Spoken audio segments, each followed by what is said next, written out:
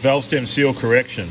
Now the next thing I'm going through is exhaust port and how we're lining up to a 1.75 header pipe coming out. One thing that I'm working through is I do have 1.78 mandrel bends here, which without the little coupling that goes on the end of the 1.75, this does seat quite nicely in. So obviously having a bigger primary area coming out of the head, we're going to have adequate flow coming out. But the thing is, and what I'm working through for now, I'll run with the 1.75 just past the O2 bung for wideband sensor and narrowband, and just go through some of these areas. And also with squish gasket and everything else, you know, what clearance do we have when it comes from the exhaust port going to a gasket, 90-inch pound tension on the nut. Just understanding that if that was to squish in by any chance, we're then becoming restrictive straight out of the exhaust port into the exhaust. These are the things I've just got to go through now to get an understanding on how much flow we're running out the exhaust, because with the amount of cylinder pressure in this, yes, I've gone back to a standard rocker ratio and also allowing the lift of the cam and duration to be true as what its cam specs are. But I need to know that, one, I do have adequate emission coming out, because on the old system, which is the Vance and Hines, I've got like these staggered shot pipes. They run 1.75 for like the first 1.5 foot. So the amount of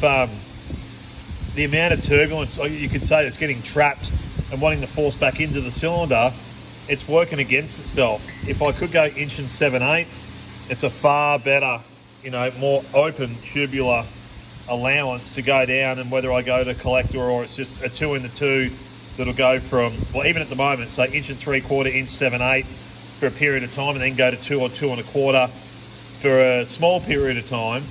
I need to know that these gases, and obviously this is a top-end bike, you know, down low, this thing was already choking up, because on overlap, the amount of cylinder pressure in it and everything else that's going on, I had a rocker ratio of 1.725, a Screaming Eagle product, and a 635 thou lift. It was 662 pretty much thou lift. I have to put so many things into equation now, especially with valve size. If I had a better allowance in valve size, I've got a 1.9 intake and a 1.630 by memory. That valve is only going to allow so much gas to release on that lift and cylinder pressure.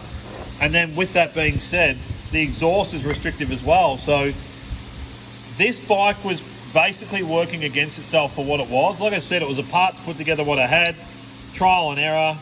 It's ran 11.2 down the track. I think with these neatened up little areas I can go to, I think even on the old combo I could have got it in with an exhaust to run into a 10.9, a high 10.9.